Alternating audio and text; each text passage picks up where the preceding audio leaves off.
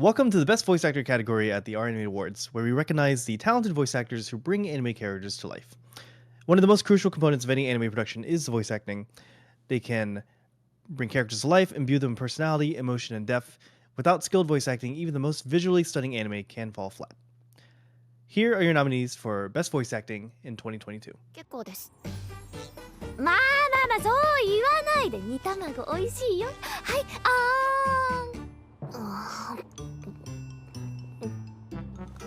美味しい？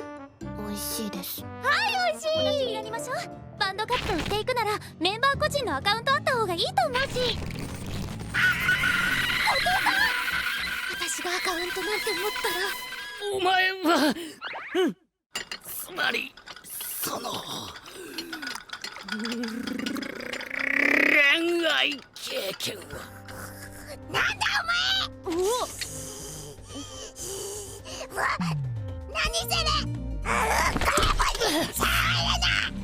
おーい、後ろから中学生とは思えないのぶとい声が。うーい、期末終わったじゃん。はい。7月じゃん。夏じゃん。海行くべ。殺し屋、スパイ、殺し屋。あにゃ、ワクワク。少女は娯楽に飢えていた。さらうなんてよ。ああ、んなことは許せねえよな。デビルハンターとして許せね豪華のハンマーでライフポイントに直接アタックだ。さあどうする？私の負けです。おい、いくよ。最初、じゃんけんふーポン。うわー。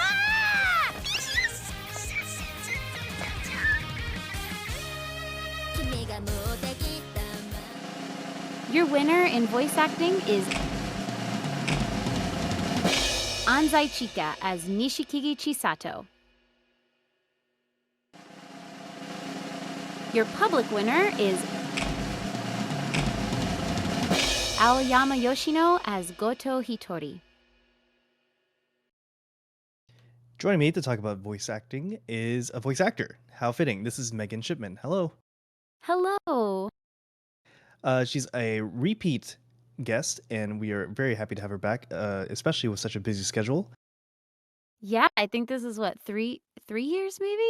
3 years in a row. That's great. Maybe, yeah, it's crazy. Yeah, it's been like so many things have happened in 3 years, but yeah, crazy. You've probably seen at least one thing that Megan has voiced, especially a couple entries that are in this category. Yes, we have Anya Forger in Spy Family and also Akabi Komichi from Akabi School Uniform. Also joining us is the juror for the voice acting category, Cheeseman. Nice to be here. I mean, I just realized that you have a name in your name. Like your name is just Sam.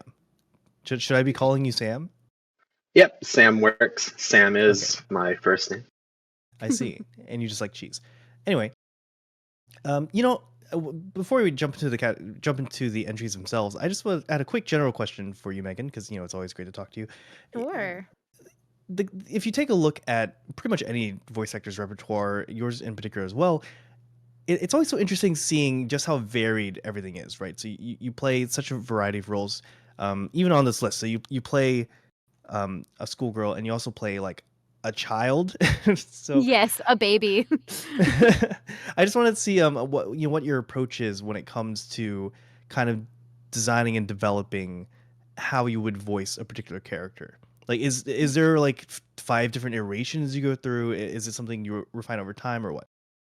Yeah, so I think every voice actor has things that they're most comfortable voicing, and there's definitely like a voice print that everyone has. Like some people have naturally lower voices, so they might voice like villains and cool and really sexy characters, and I kind of have a very neutral, almost kind of girl next door like protagonist girl voice. It can kind of slip in wherever it needs to be, and it's also generic enough at times where I can just kind of come in and do little bit parts here and there. But so when I come in, I usually get cast in things that kind of fit that sound, which is totally fine. It does not offend me at all. It's honestly like when someone thinks, Megan's great at that. Let's get her to do that. That's a really great compliment because it means I'm doing something really well. Um, and when I'm trying to pick out like where in my range do I want a certain voice to be, like Anya is very childlike, and so there's a lot of her being super high pitched and childlike. It's almost like when you talk to a baby with like a little baby voice, but then you are the baby. So it was a lot of just figuring out kind of how to make her sound adorable, and also Tanazaki Atsumi is amazing. She is wonderful. Listening to her um, comedy and her comedic timing as Anya is so hilarious, and I always try to be just as funny as her because it's like no pressure. Like it's so funny. Like how can I be just as funny as that? Because it's already so great. So yeah, it's kind of just finding where it's gonna sit within my vocal range, and then, once you find that sweet spot, it's kinda like you can just flip a switch after a while, and you're like, "Yeah, that's that character's voice, and that's where they live, and I can just do it." And it's really crazy, so, yeah, it's a weird process to describe. So just to clarify, so you do listen to the Japanese performances, I suppose. Yes. So anytime we record anything, the whole process essentially is when I go in, a lot of times I don't have time to watch the episodes, or if we're working on things at the same time as the J or the Japanese episodes, I don't get to see a lot of it. So sometimes I come in, haven't seen anything. It's my first time seeing any of it. Sometimes I have seen it. It just kind of depends. But when I go in, we have a script, and we have two monitors, one with a script and one with a video. There's also a director and an engineer out there recording, placing, doing all that fun stuff. And when we record, we'll record in chunks at a time, small chunks, small scenes at a time. And we will watch everything in the Japanese first. Um, and there's always beeps to tell me where to speak. And when the line starts. And so I always listen to the J. There's never a time when we don't listen to the J. It's so integral to our process because part of our job is it's ADR and it's dialogue replacement. So it's so important to have the baseline to go off of so that we can, you know, just bring the same product to an English speaking audience and bring something that's as similar as possible. So yeah, it's really, really important to listen to Japanese, and they always do a fantastic job. So it's always really fun to listen. Now, and I believe I've asked you the same question in the past, but a lot of people might not know what exactly ADR is or entails. You're also an ADR director, is that correct? Yeah. I've kind of I love directing. I got to do a lot of it over the last couple years. I'm kind of taking a step back this year because I'm doing a lot of convention appearances this year, which is also something really fun and different. So I decided to not burn myself out. I decided to kind of take a step back and have fun and do some traveling while I can. And that's been really fun. But yeah, I love directing. It is so much fun, and I really enjoy kind of putting the puzzle pieces together and bringing something to life in English, um, and trying to honor the source material as best as possible. I think that is so much fun. It is amazing. I love it. Now, the winner over on the plug. Now, the winner over on the public side, Hitori Goto, she's kind of known. I mean, Bocchi the Rock is this really great comedy focused anime that's focused on Hitori Bocchi, whose her very name is a pun on being alone. She's very shy and socially awkward. Mhm. How does it go when you try to preserve something like comedic timing in like the ADR process? Because I imagine you can have the possibility of losing a lot of that charm making the transition from the Japanese into English.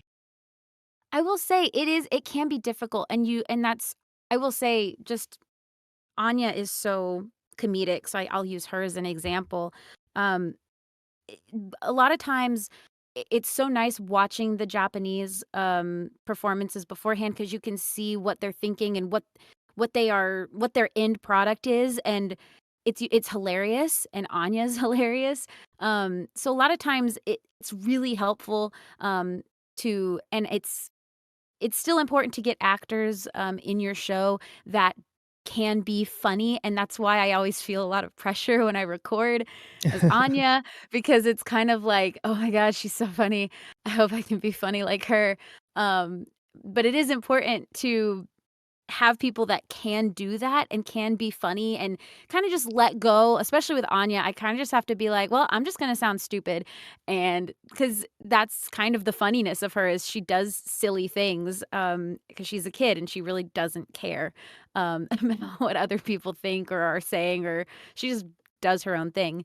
So, yeah, it can be hard if you don't have the right actors and the right, um director that kind of know how to drive that scene, especially too the Japanese people. They all record together for episodes, and when we do dubbing, we all record separately. So there's some weeks where I might go in and be the very first one to record, so there's nobody else. It's in there doing their English performances. There's some weeks where I'm the last one to record, so I have everyone around me, and it's great. That's when it's kind of up to the director. If you're the first one in, it's kind of the director's job to be like, okay, so you've seen the J, and they kinda get to see the big picture and make sure that your performance is gonna match what they have other people doing, because they kinda know what they want as the director to get out of you to make the joke land or to make something funny so that when the puzzle pieces are all put together, it just sounds very seamless. Um, so yeah, it's the director has a really important job, and then, it's a crazy puzzle, but it's really fun, so yeah. So Mojave, can you explain exactly what made Chika Anzai stand out as Shisato for our winner? Oh boy, there's a lot to the performance. So one of the biggest things that got her the win was that she made every scene she was in come alive through her performance essentially. So as a viewer, you didn't really have to believe, okay, is the writing in this scene believable? Is it here or whatever? Because Chika Anzai's reaction made you believe that Shizato was, experiencing things in that way. So it pretty much livened up the entire series. Yeah, Megan, have you ever kind of encountered any? I mean, I don't want you to like badmouth anything, but have you ever encountered being faced with maybe a kind of less than stellar script, but making the most of it in your performance? Yeah, because there are instances where, because there's pros and cons to how fast we move because I record and direct primarily at Crunchyroll, because Funimation and now Crunchyroll, because I live in Dallas. But there's pros and cons to how fast we move with simuldubs. So there are some weeks where sometimes those script writers, man, they're like working their little fingers off to tap, tap, tap and type things out. And sometimes things can kind of get lost, and if a script writer is working for hours on end on a script, and maybe kind of in the middle of the script, things might get a little weird because they're tired, their eyes are tired. But that's also kind of a director's job, to help kind of the director's kind of also a last line of defense, so the director can go, "I'm gonna change this just a little bit." They're not, like, trying to change everything, they're just like, "I'm gonna correct this, make this fit a little better," maybe just flip-flop some words, synonyms, things like that, just to elevate things a little bit where it needs to if the situation calls for it. So, it's certainly, like, it takes a village to make a show. So yeah, there's always times where, we're moving fast, and sometimes that's good, sometimes it's stressful, just, that's just how life is. So yeah, it's definitely kind of fun, and it's a big puzzle. I love to call it all the time because you just get to make sure everything is in the right place, and the director can make sure everything sounds great, and it does help to have a really good team and a solid team. um every member needs to really pull their weight to make sure everything is solid, so it is very important. Now, Mojave, we were briefly talking about Hitori Bochi and exactly what made it draw the public in. We were talking about how how hard and how great comedic timing can be in voice acting, as well as just like the general character that Bochi plays. Right, she's a very shy, withdrawn girl. Can you talk about exactly those elements of Bochi? Yeah, a big part with Bochi is that there's so much variance in the performance. So it's not just one type of anxiety. Essentially, it's not just okay, I've got a nice happy, groove going, and then I just slow it all down and let it fall apart over and over again. She really varies up what she's doing. So there'll be times where she shows her anxiety through speeding up. There'll be times where she shows her anxiety through um, ceasing to voice some of her consonants partway through, basically. And there's just so many different things that she went to over the course of the series to make sure that everything was fresh and it didn't just come across like all anxiety is the same and all of Bochi's anxiety episodes are the same. Now, another thing that stands out to me in this group of characters is Faputa, because I was just remembering as the season was airing, we were reading a lot of comments of like, oh no, her poor voice, because Faputa is a very emotional character, and her whole backstory brings her to a point where she just has these like just really deeply moving, almost cries of pain emotionally towards the end. Megan, how hard is it to tap into a space where you can do something like, really cry on command or do these really guttural screams? Do you have to kind of change your mental state or move yourself to a place in your own personal life, or is it just a skill you learn while acting? I think it's definitely a skill. I also think that as we go through the recording process, if you have a role that, is a lead or a lead adjacent that has an arc that is emotional or has those, like you said, guttural or very moving moments, or whether it's a big fight or something extremely emotional. Hopefully, usually when we record, it kind of depends, but we don't just record for like an hour at a time.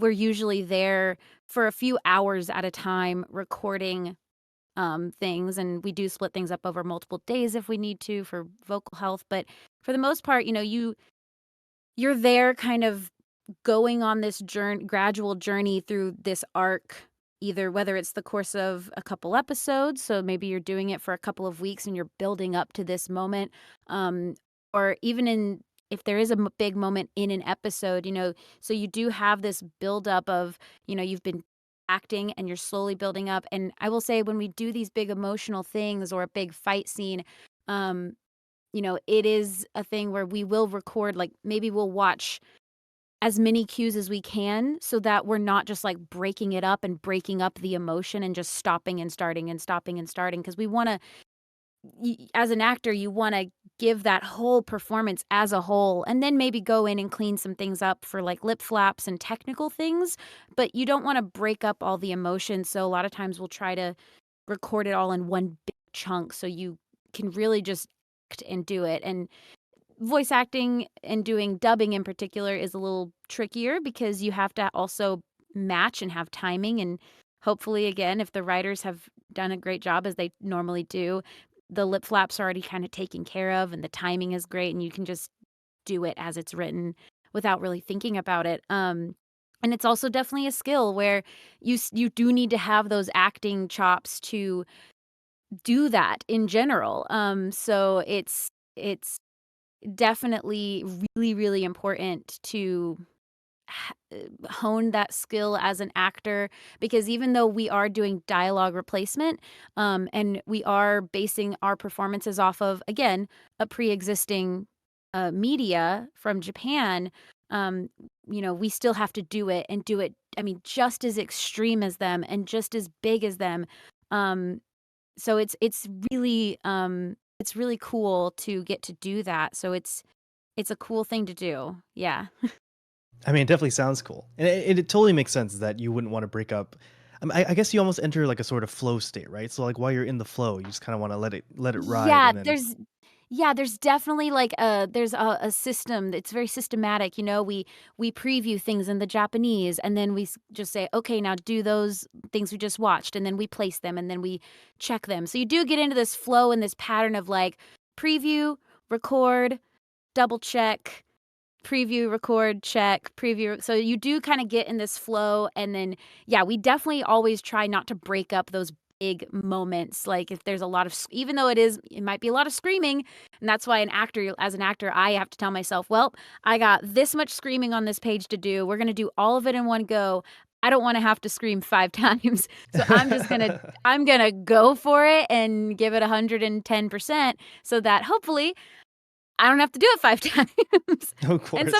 sometimes if the flaps are a little weird, you might have to do it a couple times, but other than that, like, we try our best to really give ourselves the freedom to not chop things up and make sure it's just as, like, impactful and cool, so Now, Mojave, would you mind just briefly going over exactly because again, looking at these nominees, it sounds so hard to be able to listen to all these and compare them directly against each other.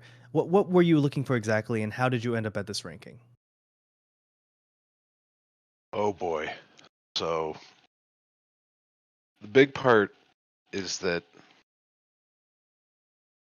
this year there were so many different performances that we were wowed by that doing just what you said, figuring out how to compare them to each other, that didn't really happen until towards the end of the process. Because there are, each of the elements that made these performances stand out were different things. So for example, with Bochi, there's a lot of difficult technical skills involved in that one, and she nailed them consistently. And that's not necessarily what was going on with Vanitas. He's going more for this presence, and then also trying to show when he's letting his guard down and letting that presence drop a little bit while not making it seem forced at the same time. And so what happened was at the end we all came together and we basically hashed it out over multiple days to try to figure out, okay, it's difficult to compare these 6, 7, 8, 9 performances all to each other, so let's compare individual ones and see as a group how we feel about those individual matchups. And then over this period of days, then that kind of slowly came together in our overall ranking order. And when you talk about variety and different things people were going for, I'm just wowed at some of the ranges that these voice actors were able to do. For example, just another character you voiced on here, Megan, which is Akebi Komichi. She has this kind of killer. Well, first of all, she as a character is just like the whole reason she's existing is almost kind of like a cheer me up, really bright character that I don't know. For some reason, the first thing that comes to mind is Jesus. But yeah, she's like a ray of sunshine. and she kind of builds up to a really impactful moment at the very end of the show where she kind of puts on this like whole 3-part performance. Um, I'm so sorry, I haven't reached that in the dub, but how important is like singing as a skill, and how does it how do you approach something that requires something like singing? It's interesting because I have a music degree, So I'm like weirdly extra qualified to be a singer.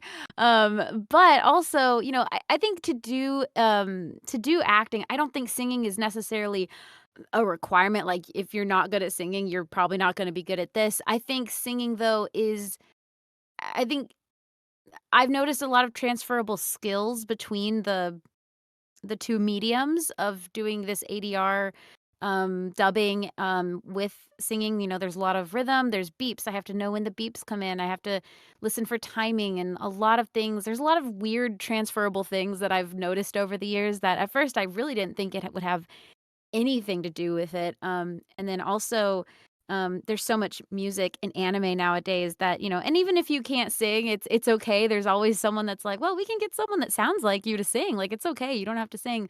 And a lot of people are great. I also do a lot of music directing as well. I directed all of the music in the Whole Cake Island arc in One Piece recently this past year. Oh Lord. Which was yeah, wild. If I see another singing Cupcake, I'm gonna throw my laptop through the window, but that's okay. But it was fun. It was really fun, and so it, it's really fun. It's not a requirement, but it is so helpful. I have found just to again these weird transferable skills and getting to also work with people on songs and it's really cool when we get to do that and we're getting to do more of that lately and we do work really really hard on the songs and so even if and again sometimes we're working on songs when you guys don't even know about it because we might try to get things out for broadcast but sometimes we're like oh we didn't get this in time, well we'll do it anyways and then we'll put it on home video and that doesn't always happen, but so there's always like we're always trying to do more music, which I find so much fun because I think that was something I really missed, like growing up with like animes and watching anime. I loved hearing like the songs in English, like the opening songs and the ending songs, and so anytime we get to do a song in a show, it's so much fun, and I feel like it scratches this like nostalgic little itch in my brain, and we all try really hard to make them sound really good, and I'm really proud of how much we've like improved the process to make the songs that we get to do sound just as professional as in the Japanese versions. So yeah, it's a blast. Singing is so much fun, but you don't have to be a singer to do it, but it's fun. I mean, the second you mentioned it a little bit about the songs from the days of old, the freaking Sailor Moon theme popped in my head, and that was so good. Right, right. It's just little stuff like that, or like the Oron High School Host Club opening. Like, there's so many like fun, like nostalgic songs, and then it kind of went away for a while. And now that we're not doing like opening songs or ending songs, but um, I also got to do this was magical. I got to do the Sing a Bit of Harmony movie, and I played oh god, I can't remember her name right now, but little Miss Robot, crazy robot girl that I love. That just sings. It's just she sings the whole movie, and we got to do every single song, including the credit song. And that was such a once in a lifetime thing to get to do that. It was crazy. It was great. I loved it. You guys should really see that movie, by the way. It's pretty good. And Yeah, yeah. you worked Loki with is great. you worked with Brina Palencia, who also plays Yes, Hollow. yes, I love Brina. We had a really great time working on that. It was probably a solid week of just 4-hour sessions each day working on like one song at a time, and it was a great time.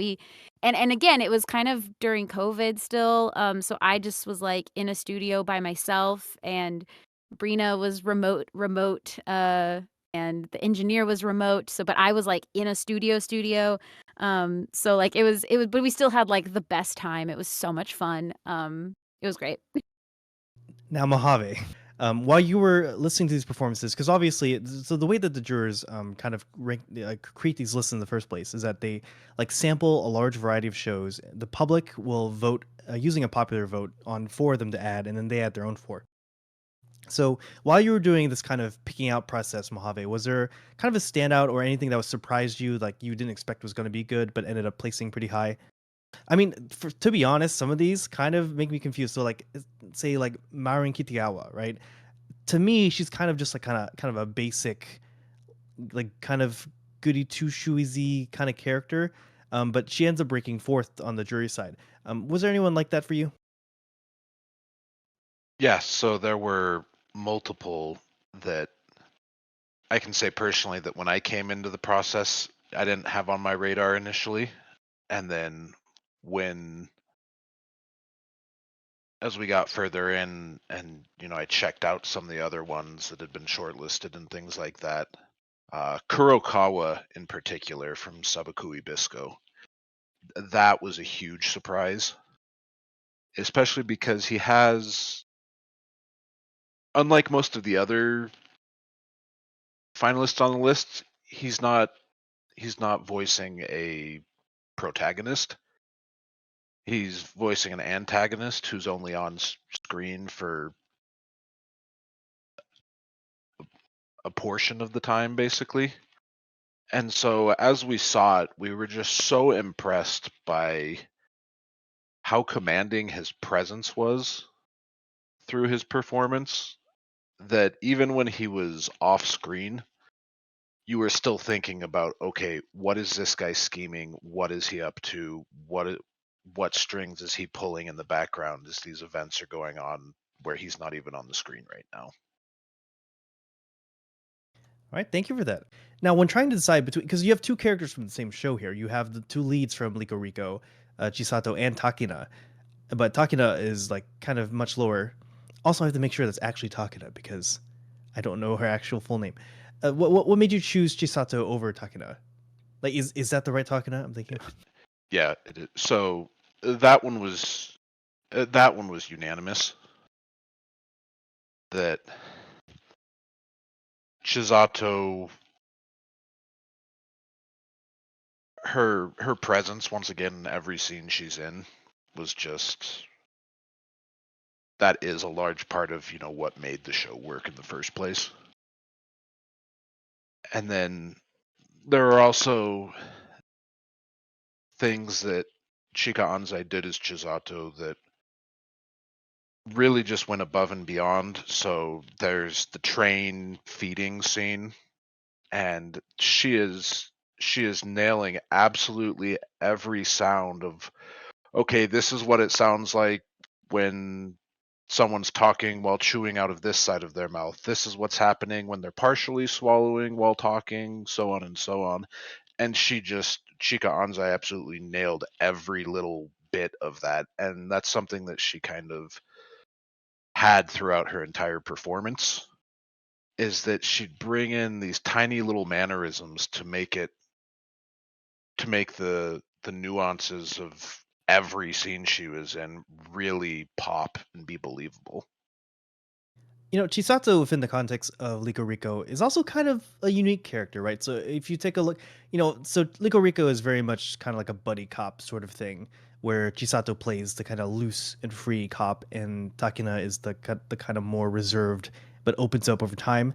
Like Takina is Jackie Chan, and Chisato is Chris, right? So I was the fact that she kind of plays this more enigmatic character, someone who's like happy go lucky but can also have this kind of like dark-ish past, play a role at all?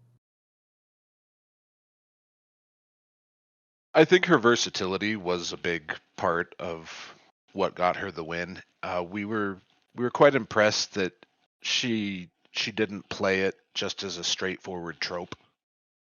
Because the first word that always came up when talking about Chisato was Genki Girl. And she doesn't discard that at all in the performance, but she doesn't let it become the entirety of the performance either. Well, all those are fine points, and I can totally see where you're coming from. However, you have made one wrong mistake in that Takina is the one with a killer meme. Oh, the rock, paper, scissors. No, there's more than one killer meme, right? I was thinking of Sakana. That was a terrible impression. Wolf, don't include that. Well, and also thank you to both of you for coming here and speaking to me about voice acting. Megan Shipman is Megan Shipman. Usually, I send people to like a YouTube channel or something, but they can just like watch Spy Family. That's crazy. Yeah, watch Spy Family. It's so much fun. Yeah, yeah. Also, I always tell people, I mean, I've been doing this now. This is my 10th year as a voice actor, like doing this job, and it's so much fun. And I tell people, like, I can't remember half the things I'm in at this point. So I always tell people, just Google my name and you'll find a great list. It'll be great. And I'm sure there is something on there that you've seen or you love. So, and I hope you like it and I hope you don't hate me. So, All right, and we're gonna move on to the next category. So bye bye, guys. bye. Thank you.